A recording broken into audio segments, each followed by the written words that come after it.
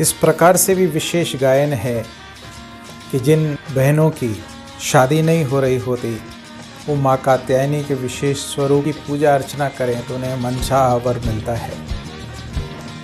तो ये wonderful connection है कि जिस माँ के स्वरूप ने पिता परमात्मा की प्राप्ति के लिए विशेष तपस्या की तो वो वरदानी स्वरूप बन जाती हैं कि जो आत्माएं उनके संबंध संपर्क में आती हैं उनका कनेक्शन भी वो पिता परमात्मा से करा देती हैं। वो पतियों के पति से कनेक्शन जो अविनाशी संबंधी है हमारा, अविनाशी पति है हमारा, उससे कनेक्शन विशेष माँ के इस स्वरूप की कृपा की वजह से होता है।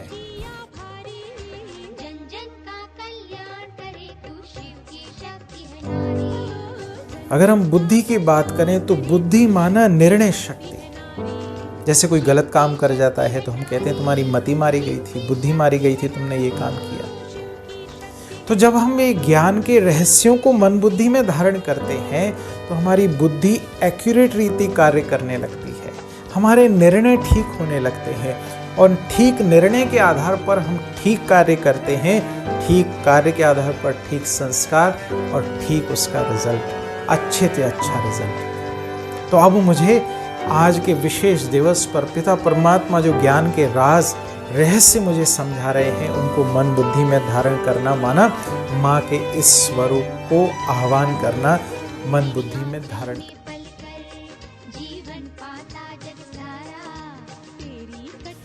ओम शांति।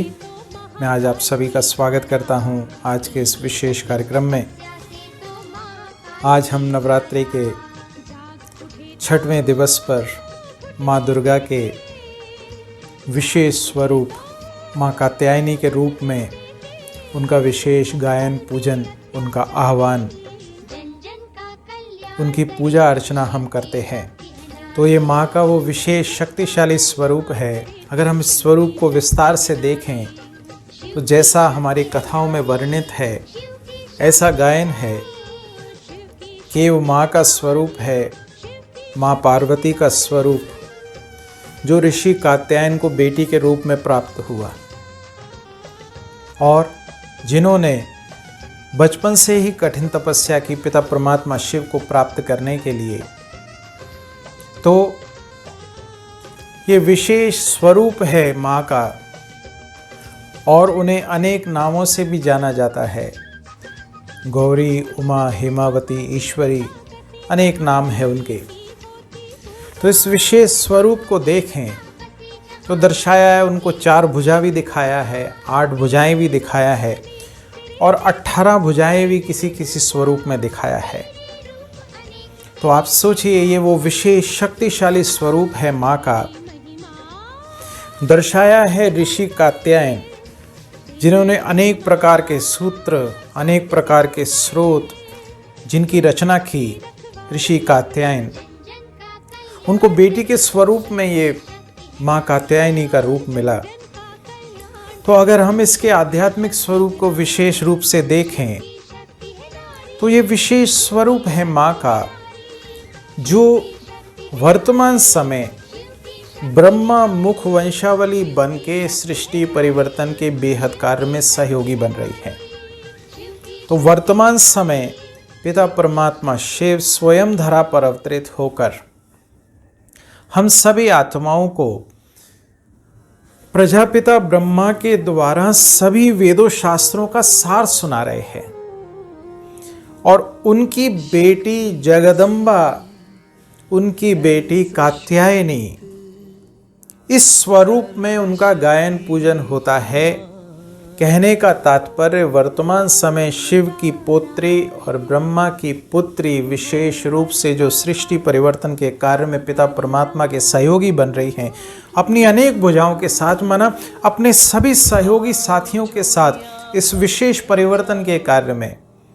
दर्शाया है उनकी एक अभय मुद्रा, एक वरद मुद्रा, एक हाथ में खड्ग, एक हाथ में पद्म।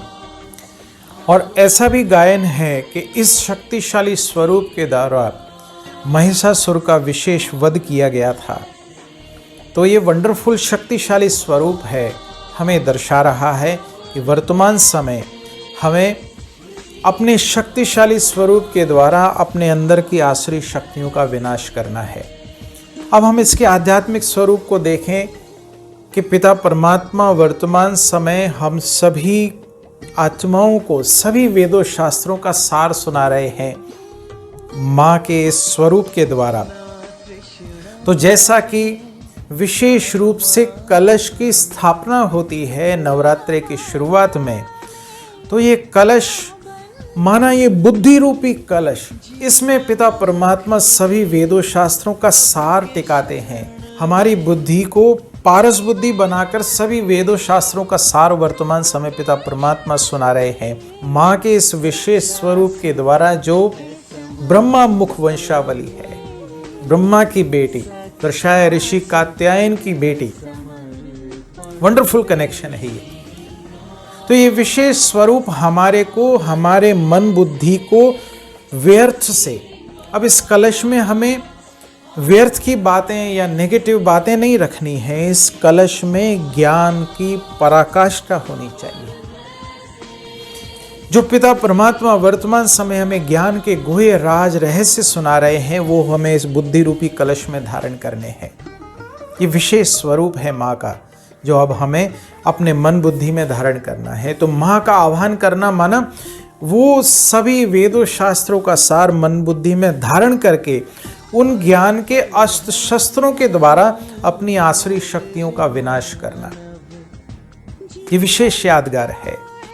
अगर हम बुद्धि की बात करें तो बुद्धि माना निर्णय शक्ति। जैसे कोई गलत काम कर जाता है तो हम कहते हैं तुम्हारी मति मारी गई थी, बुद्धि मारी गई थी, तुमने ये काम किया।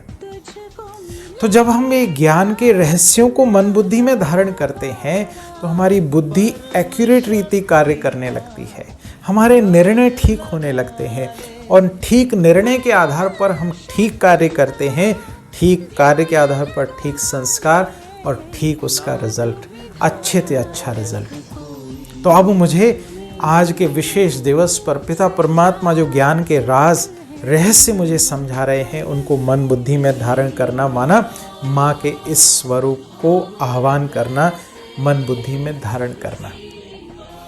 तो अब सोचिए, जहां हम ज्ञान को बुद्धि में धारण करेंगे तो ज्ञान माना समझ। तो ये विशेष समझ हमें वर्तमान समय चाहिए कि जब ये वसुधैव कुटुंबकम है, विश्व एक परिवार है, तो हम सब भाई बहनें आपस में एक परिवार के सदस्य होने के नाते सबके प्रति शुभ भावना, शुभकामना। ज्ञान समझ यही कहता है ना। अब मैं किसके प्रति दुर्भावना रख रहा हूं, दुर्व्यवहार कर रहा हूं, तो ये नहीं। अब मुझे इस महिषासुर स्वरूप बुराइयों को समाप्त कर ज्ञान के अस्त्र शस्त्रों से सुसज्जित कर अपने आप को ज्ञान की एक एक गहराई को मन बुद्धि में धारण करना, बुद्धि रूपी कलश में धारण करना। तो हम सबको इस विशेष रूप को आह्वान करते हुए अपने आप मन बुद्धि में ये विशेष ज्ञान धारण करना, ये आज का विशेष लक्ष्य है।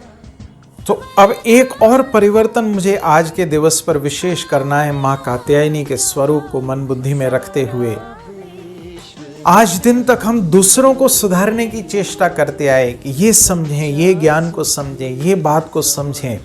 अब कोई समझे या ना समझे, मुझे अपने बुद्धि रूपी कलश में ये ज्ञान के विभिन्न रहस्यों को समाकर एक एक बात को अपने कार्य व्यवहार में लाना, ये विशेष मुझे लक्ष्य रख के इस विशेष दिवस को सेलिब्रेट करना है। तो आप सभी को हार्दिक ईश्वरीय निमंत्रण है, आप आएं, आकर समझें किस प्रकार से पिता परमात्मा प्रजापिता ब्रह्मा के मुख कमल द्वारा सभी वेदों शास्त्रों का सार हमें सुना रहे हैं और हमें ज्ञान के अस्त्र शस्त्रों से सुसज्जित कर रहे हैं। तो इन्हीं शुभ भावनाओं के साथ आपका आने वाला समय मंगलकारी हो, कल्याणकारी हो। आप ज्ञान को बुद्धि में धारण कर स्वयं को पारस बुद्धि बनाने का विशेष पुरुषार्थ करें। तो बैठे मस्तक सिंहासन पर, मैं आत्मा चमकता हुआ दिव्य सितारा पिता परमात्मा के सर्व ज्ञान के रहस्यों से सुसज्जित, मैं आत्मा सर्व ज्ञान के रहस्यों को बुद्धि में समाये हुए अपने बुद्धि रूपी कलश को व्यर्थ से मुक्त कर सदा समर्थ भव के पिता परमात्मा के वरदान को धारण किए हुए